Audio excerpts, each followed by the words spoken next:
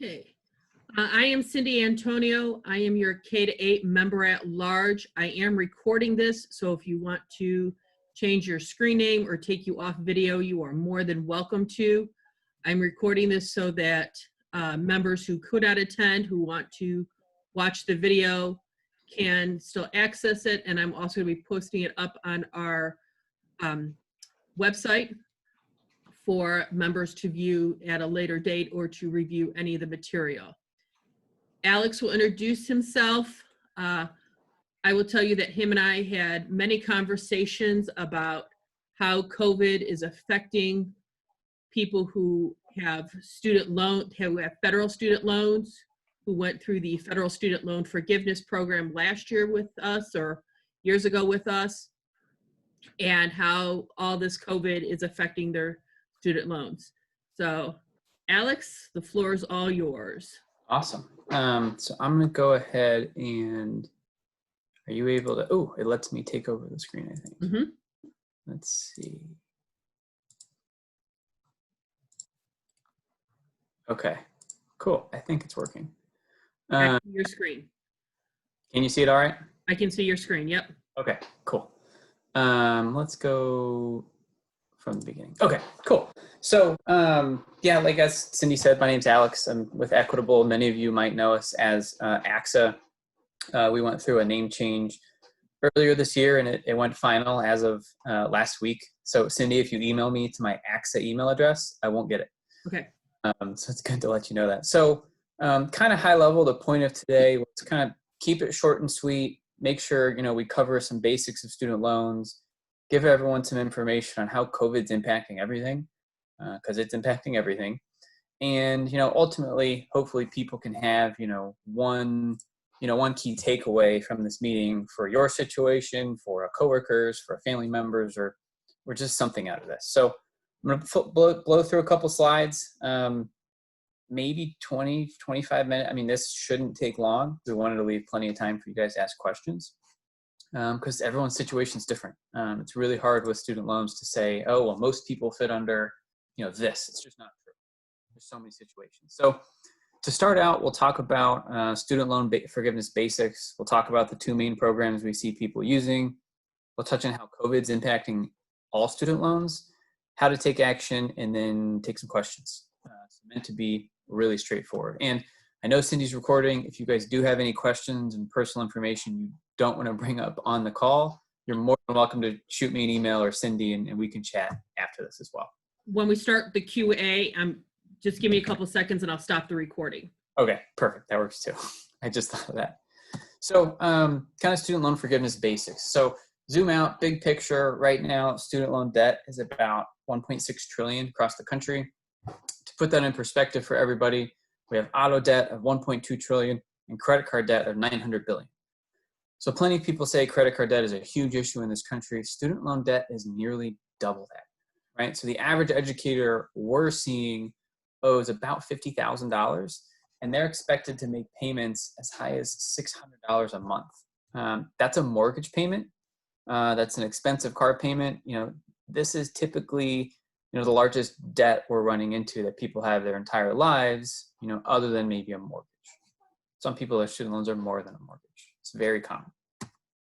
So we're going through two programs real quick. The first one is Teacher Loan Forgiveness, TLF. This is geared towards teachers who work in low-income or Title I schools, right? So you have to teach for 5 consecutive years in a qualifying school. If you teach math or science at the secondary level or special ed of any level, you'll receive $17,500 in forgiveness. Any other subject, you get $5,000. So a good example of this, if someone is a 4th grade teacher, you are going to receive $5,000 in forgiveness, right? However, if you are a 4th grade special ed teacher, you'll be eligible for the $17,500, right? So some issues with this program: Parent Plus loans don't qualify, and most importantly, most people owe a heck of a lot more than $17,500 or $5,000, right? So this is a great program for someone who's taught their 5 years. They have a lower loan balance. It's very simple. You just submit the form, and sometimes they make you submit it 2 times. But there's no qualifying payments. You simply just teach your 5 years, right? So it's really straightforward. We like to make people aware that the program's there. So the program we spend most of our time helping people with on, and I know that Cindy does some programs regarding this with AFT, and the whole goal of this is it's public service loan forgiveness. So for this program, it's geared towards any nonprofit employee. So if someone works full-time for a school, nonprofit hospital, a city, as long as someone works full-time at a nonprofit, you are eligible for this program, right? So we have to work at the nonprofit. You must make income-driven payments, and you need to do so for 10 years. After those 10 years, your remaining loan balance is forgiven tax-free, right? So the number one question we get from people is, what's my forgiveness amount? It varies borrower to borrower because it's based on your debt to income ratio, right? We have plenty of, someone who owes 50,000, but that also owes 100,000. If their income's the same, their student loan payment's going to be the same. All right. So some issues with this program, it's complex, right? People don't know it exists, and those that do enroll incorrectly, right? This program's been about for about 12 and a half years now.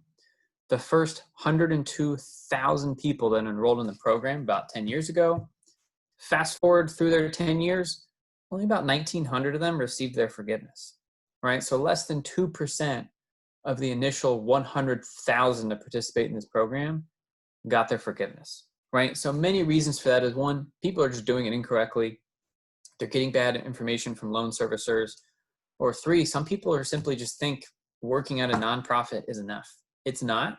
You still have to submit the proper forms, have the proper loans, right? So we can't emphasize and stress enough.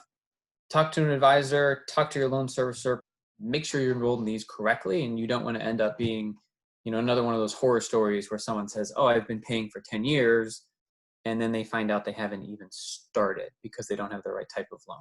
So other issues with this is tax filing status and increasing income. We know if we're making an income-driven payment, as your income changes, so does your student loan payment, right? So we have a lot of people who look at filing joint versus separate tax returns with a spouse. And additionally, this ties back to what we do at the district is if we can lower someone's income, we can lower your student loan payment. What's the easiest way to do that? We do higher contributions to retirement. So we know as someone contributes to their STRS, to a 403B, to an IRA, any pre-tax contribution like that lowers your income, lowers your student loan payment. So it's kind of a win-win. Everyone wants to retire and everyone wants their student loans to go away. No one has said no to either of those. So it's a great program. We can't stress that enough. You just need to make sure that you are enrolled correctly. All right. I'm sure we'll get plenty of questions on this, but we'll take those. So high level, how is COVID impacting everything? This is pretty much kind of the nuts and bolts of everything that we want to talk about. So there's two main loans to distinguish between here. One, federal loans, right? Those are loans sponsored by the federal government versus private loans. Private loans would be something from, let's say, SoFi, Discover, Citizens Bank, right? Those are some of the big private lenders in student loans. Federal, most people have like, Great Lakes, Nelnet, Navient, Fed Loan Servicing or MOHELA are some of the big ones as well. So everything we are about to talk about doesn't apply to the private loans. If you have private student loans, that is a loan and a contractual agreement between you and a privately held company. The federal government has no say in deferring those loans or stopping interest rates, right? So if you do have loans with any of those, like SoFi, Citizens, Discover, make sure you're reaching out to them and make sure you're properly addressing those loans because those do not have all of the benefits that we're about to talk about, only federal loans, right? And this National Student Loan Data System that I put on here, that is the federal database of all student loans. So if any of you have questions or concerns of, well, where do I stand on my student loans? One, you can check with your loan servicer, but most importantly, you can go to this website. So it's nslds.ed.gov. Could have put the whole website on here. And what that does is you log in with your FSA ID and it gives you all the detailed information you could ever want on your student loans. All right. So COVID impact. This is kind of the biggest slide that we want to talk about. So student loans, and we threw retirement on here as well, just because we get a lot of questions on it. So kind of breezing through retirement real quick. COVID withdrawals. So with the passing of the CARES Act, it does allow members of the public to take funds from their retirement plans before retirement age, right? For many plans, it's 59 and a half, without an IRS penalty. So it gives someone the ability to say, I'm 40 years old, I have money saved in a retirement plan, I'm being negatively impacted because of COVID, I am allowed to take a withdrawal when I normally would have had to wait till I'm 59 and a half, right? So it's a really big benefit. The only real negative downside to that is, let's say we take 10 to 15 grand out of our 403B or retirement plan, that still is taxable income. So what do we think is going to happen to our student loan payment? It's going to go up, right? So anything we're doing to impact or increase or decrease our income, it's going to change our student loan payment, right? So that's the main reason we wanted to keep that in this, even though we're mostly just talking about loans, is if you are taking those COVID-related distributions from your retirement plans, plenty of people are doing them. It's great that the government put this in place. It is going to have an impact on your student loans because it does count as income, right? So just be aware of that. So student loans, kind of three main things that it impacted: interest, forbearance, and people say, well, what the heck's happening with my forgiveness in PSLF? So interest is the first one, right? So all federal loans as of mid-March were immediately, interest rates dropped to zero, right? Average student loan interest rate prior to that, I believe, was roughly 4.5%, 5%. Some people have them all the way up to 7%, depending on when they were issued. All of that interest immediately was put on hold, right? Originally, the plan was to have it go through the end of September, which was yesterday. So some of the big questions we're having is, well, what's happening now going forward? That has been extended through the end of the year. So we know all the way through December 31st, interest will not be accruing on federal student loans. Private student loans, it is still accruing. Now, interest rates are at an all-time low. So if someone does have private loans, now is a great time where you can look at refinancing that to potentially get a lower interest rate. I've seen some clients get as low as high 2s, 3%, which is incredible. Which if you're at 6, 7% and you can drop it to 2 or 3, that's an absolute home run. Now, only on private loans. Can't say that enough. Only refinance your private loans. So second item here is the forbearance. So with CARES Act, because of COVID, all federal loans as of mid-March were put into a general forbearance. So what that means is the government is essentially deferring your payments. So since March, anyone with federal student loans has not had to make payments, right? Now, some people have continued to make them. You do not have to. Now, that ended yesterday as the end of September. Very similar to the interest, that was also extended to the end of the year. So we know for October, November, and December, if you have federal loans, those payments are also deferred, right? Some people are still making payments even though they don't have to, right? So you have that option, but you should be receiving automatically a general forbearance from your loan servicer. So if that's not happening, reach out to them, call them, ask what your options are, or shoot me an email after this and I'll do what I can to help. The third item here, which is the most important, is how this is impacting PSLF, that Public Service Loan Forgiveness Program, right? So we know for anyone enrolled in these programs, we have to make 10 years of payments to receive our forgiveness. Now, let's say as of mid-March, someone was already enrolled in PSLF. These last 6-7 months have counted towards their 10 years, even if they haven't made a payment. Huge benefit. So we have some clients who weren't enrolled as of March. They missed out on that. So that's why, let's say someone was 5 years into the program. Come March, loans go into automatic deferment. As long as they were already enrolled properly, March, April, May, June, July, August, September, all of those months still count, even though they're not making payments.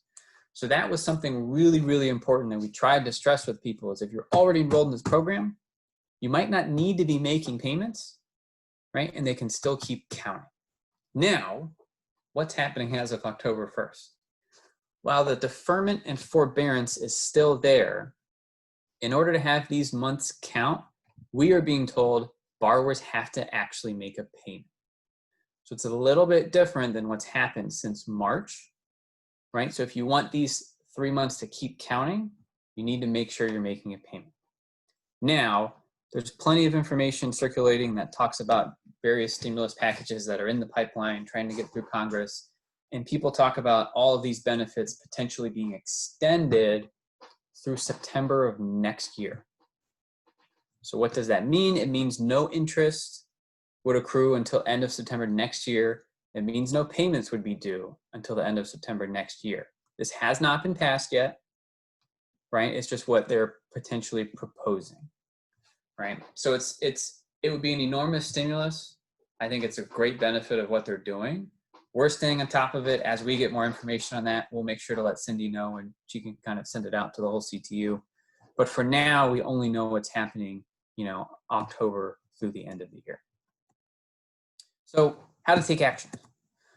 So if you miss the March deadline, enroll now, right? So I can't stress enough to people that if these loans do end up getting deferred for another year, we want to make sure people are enrolled in these programs now so that next year can potentially count towards your 10 years and not have to make payments.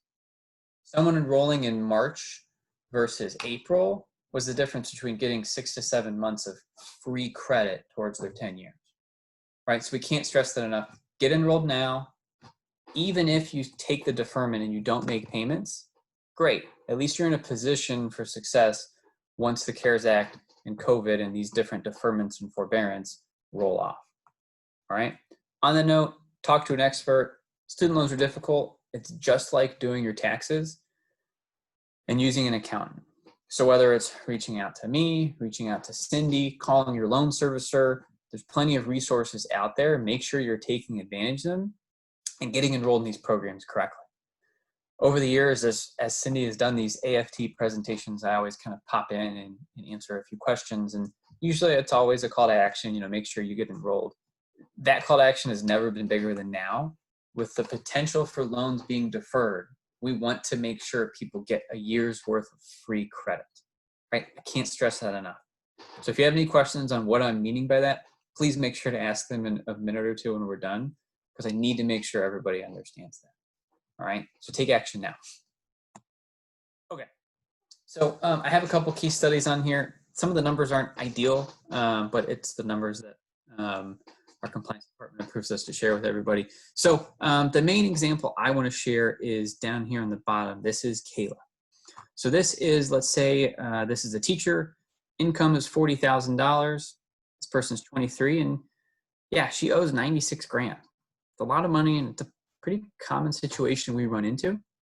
So if Kayla was to pay her loans back in 10 years, she'd pay $800 a month, a mortgage payment. Based on her income, she's eligible to pay $214 a month. So she immediately saves almost $590 a month just by getting enrolled in this program. So after 10 years, she's going to save about $70,000. Right? So it's a really, really powerful program. Make sure you take advantage of it. And if you have no clue if you're eligible, let us know. We can help you run some of those numbers. All right. So Cindy, I don't know if you want to open it up for questions now, or if you had anything else you wanted me to cover.